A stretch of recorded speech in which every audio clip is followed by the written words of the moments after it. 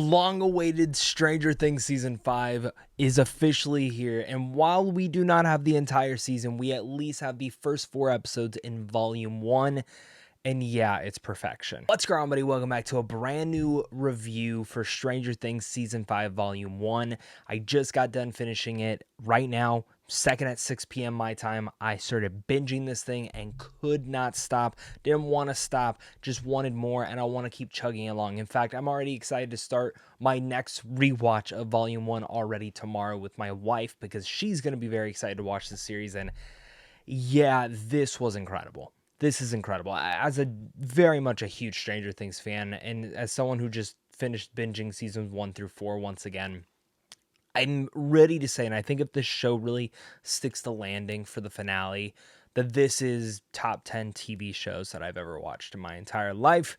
And I am very excited to talk about Volume 1. So definitely leave your thoughts down below. Hit that like and subscribe button, as well as this will contain some spoilers. I'm going to be very off the cuff in this review, as I have been with the reactions. I did review each and every episode of this in YouTube short format. So if you're watching this, definitely go check out those shorts.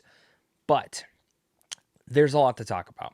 And to just kind of get my non-spoiler thoughts out there, as I said, I thought this was perfection. My favorite thing about Season 5 so far, and specifically Volume 1, is it just feels like all the characters, like just having them all back in the same area, kind of gives me some of the feelings of Stranger Things 3, but mixed in with the feeling of Stranger Things 1, like the dread, the mystery, the horror.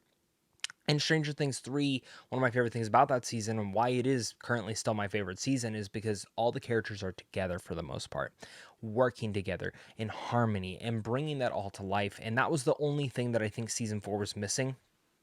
But at the same capability, in a lot of ways, I compare season 4 to kind of being the Deathly Hallows Part 1, even though it has a lot more action. And this already feels like Deathly Hallows Part 2. It's like a yin and yang, and they both just go in harmony and perfection. Like, it feels like this season obviously does have a pretty significant time jump, but it picks up in a way that just feels so seamless from season 4, but also from the entire series. And if you're someone who is so dedicated to theories or just looking at all the tiny details, like, so far they have given answers to things that many shows may have forgotten to even touch upon. And for me, Stranger Things Season 5 very much plays into that. It's satisfying for fans, but it's also satisfying to get these answers, finally. But things that maybe you didn't think we were ever going to get an answer to. And I love that. Even things that I never thought they would even showcase or show, and they do. And it adds a whole new perspective to the entire show personally. And I, again, just very much so happy with everything that they've so far done with a lot of the characters. Some characters I wish haven't had a little bit more to do. I wouldn't have minded if the runtime for these episodes, even though some of them are quite long, I wouldn't have minded if they were 10, 15 more minutes just to get a little bit more interactions between some characters. But with that said, it wasn't needed. That's just honestly me being selfish. But I think there are quite a few standouts in this series, and specifically in Volume 1 so far. I think one of them is Will. I'm so happy that they're using this character once again. Season 4, don't really feel like they used him all too well. Season 3, kind of hit or miss. Season 2, I mean, up until this point was probably the best and one of the best performances from all the leading actors in here. This season, though, so far, and I cannot wait. Like, we'll talk about my spoilers in a second. I'll leave that. I'll let you guys know when I'm going to talk about spoilers, but what they do with Will by the end. Ooh, I was hooting and hollering by the end. I loved it. But adding on to there, I also really love what they're doing with Mike. Finn Wolfhard's character, which, like, to be honest with you guys, like, Mike is one of those characters that I really love in the first 2 seasons. And then in seasons 3, like, I kind of still like him, but not really. And then season 4, this last rewatch, I appreciated a little bit more, but still, one, it felt like Finn just wasn't in for it. But 2, it just wasn't. He didn't seem like the same character. This season, this is Mike from season 1, full in and full out. It feels like the same kid. And I think Finn is actually doing a fantastic job in the performance. It actually like really brings me to feel so much for the character, and it really warms my heart. Like if you were to ask me for my top 10 Stranger Things characters, like as of last week before I'd watched this, I would have said Mike's not in my top 10. As of now, Mike is back in my top 10 because of the performance that Finn's getting, because what they're doing. They're submitting him back as the leader of this group, and I'm happy to see that. But also going from there, Millie Bobby Brown is fantastic as 11. It's so great to see how much of an evolution that character has really had. Joyce, I think Winona Ryder's just been doing an incredible job with this role, and I think there's a lot that in general she's been able to have in here. Dustin is another one that's very interesting to me too, because for me, I don't think they've done enough with him so far in Volume 1. I wish they would have showcased him a little bit more, but what the grief and what he is feeling towards this end, specifically with Eddie, I actually think is a very strong thing, and I think episode 1 was one of the biggest caretakers of that. And last but not least, and this may be kind of slightly spoilers, we'll talk a little bit more in spoilers, but Sadie Sink's performance once again, incredible. Incredible. I love, love, love Sadie as Max. I think Max is one of the best characters in the entire show. And same thing goes for Jamie Bowers, who plays Vecna, number one, Henry. He is so good. He's so creepy, but he just brings his character to life. I mean, you can really much say this about every single person in this show. Who I'm mentioning so far, I think, are some of the standouts. David Harbour, too, is Hopper. I love him. I love him, and he's great in here as well. And I think that just it's the dynamics between every single person. You can go through Lucas, you can go through Jonathan, you can even say Nancy. And I think Nancy actually has a big standout moment in episode 2 that I was a big fan of too. And specifically, it was nice to see her and Mike actually getting some more interaction between one another. But that's my whole thing. This just brings back that same feeling that I very much had from Stranger Things season 1. And it's interesting, when I was first started this series, or at least started season 5, I didn't have the same feeling that I had watching the previous 4 seasons. And it was kind of like a jarring thing, and I didn't know if it was because I've just been hyping myself, I've been looking forward to this all week and last week, and just been like, this is what's getting me through this week, you know?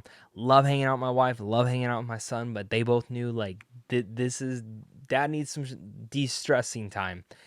And it's funny, like, I watched the first episode and I, like, really loved it, but, like, it wasn't that feeling yet.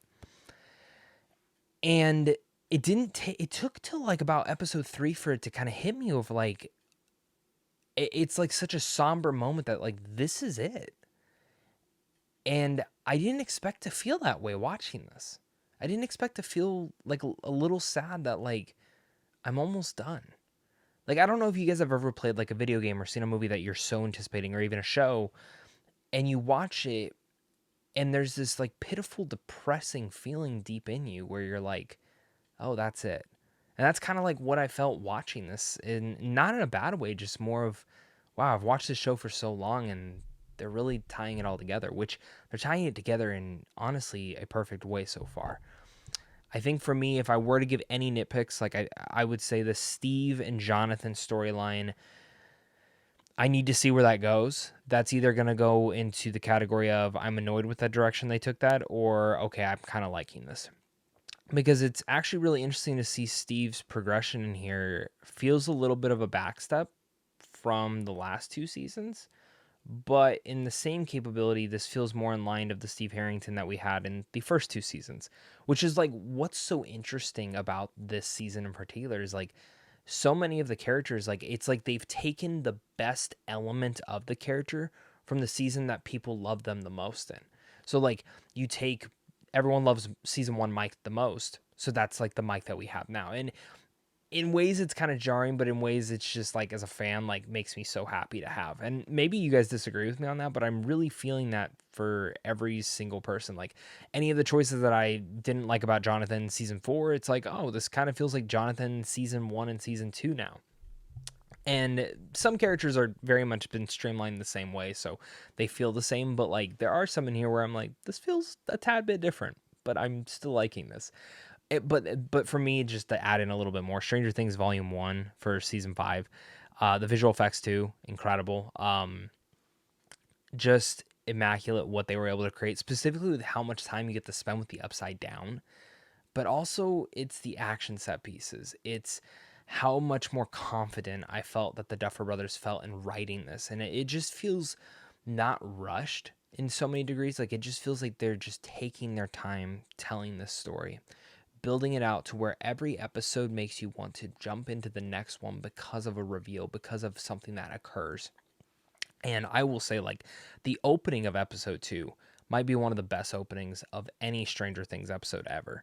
It is insane. And that's actually where I want to segue over to spoilers. So if you haven't watched the entire season of Volume 1 yet, definitely go check that out first, then come back and rewatch this. Hit that like and subscribe button, comment down below your favorite moment from Volume 1 so far. And jumping into those spoilers, man. Whew. I'm going to be very more sporadic on this. So first off, holy shit, Will has powers. Something that a lot of us have theorized for a very long time, but the reveal of it all just paid off so perfectly. The way he Vecna'd those Demogorgons just made me cheer. I loved it so much, and I think just the look of it, the feel, and specifically that entire tense sequence at that military base where there's just an absolute massacre going on. You're wondering, how are they going to get out of this? In the back of my head, I'm like, maybe Will gets his powers. I will say, a little disappointing that they showed that Vecna shot of Will and him talking. I'm glad that there was more to that, but I really wish that was not in the marketing. I digress, though. I absolutely love that moment. And I think that's going to be the moment that a lot of people decide to talk about when it comes down to Stranger Things. Second, Kali finally comes back. Holy crap, number 8. I think a lot of us fans very much anticipated this coming up because it is the dark horse of Stranger Things universe and lore, and specifically season 2, which is like not an episode that I hate, but it just feels so awfully paced in that season, specifically in where it was placed at. But also, it's like, where would you place that episode?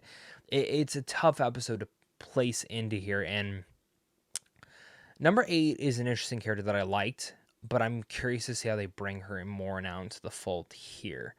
And when they said that and they thought Vecna could potentially be at this government base, in the back of my head, I'm like, that wouldn't make sense. Like, yeah, he's pretty strong. I could see him manipulating others, but I feel like it's got to be number 8 or another one of the kids. And no, it ended up being that. And I thought, again, just top tier.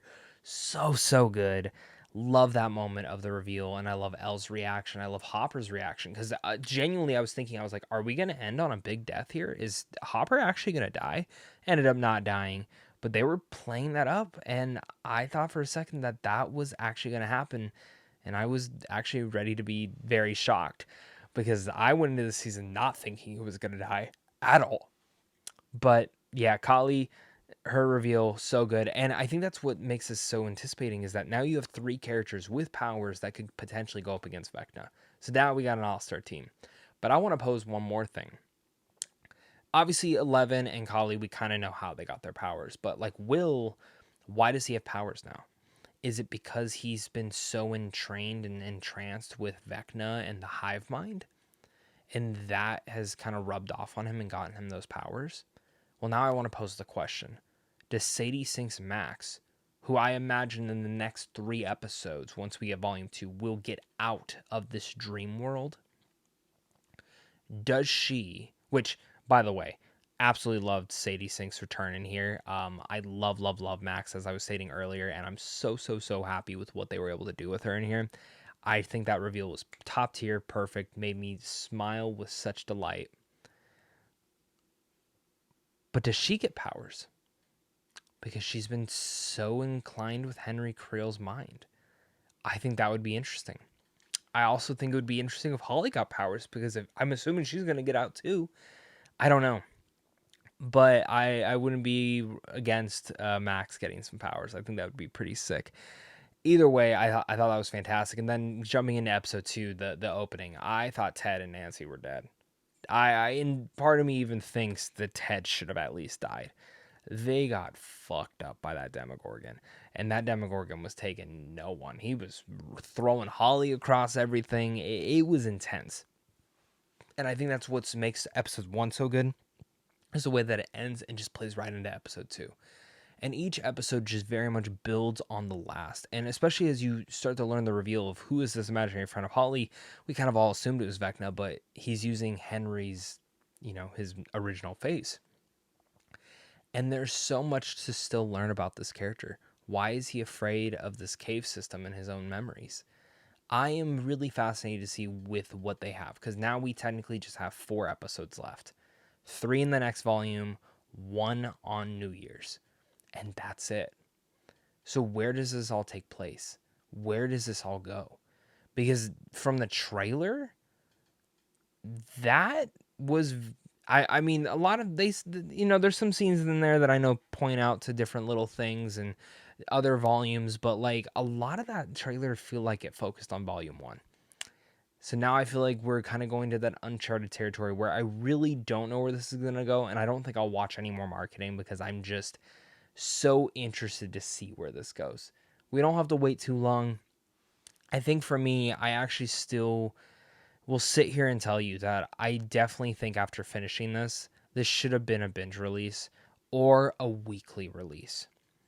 I think just having 8 consecutive weeks of watching Stranger Things 1 day a week would have really added something special for this show. And I am a little bit disappointed that Netflix decided to not do that with what the Duffers did, because I wouldn't be surprised if that's how they wrote this series, and specifically this season. It's a good point to end on. I'm not going to lie. But it's very interesting to see where the rest of this series goes with 4 episodes left. So, with that said, I'm going to wrap this up. I overall loved this season so far, and I cannot wait for more. Volume 1 was just perfection for fans. It's incredible payoff from much of the setup from the entire series, all coming together in a finale that has me dying to see the rest of the season. I love the choices, I love the surprise, and of course, I can't wait for more. Like I said, I love this. I'm so happy to be here. Definitely leave your thoughts down below. And with all that said, I'm going to give Stranger Things Season 5, Volume 1, a 5 out of 5 for now. Again, this is just for Season 5. That 5 out of 5 might change if anything starts to disappoint me.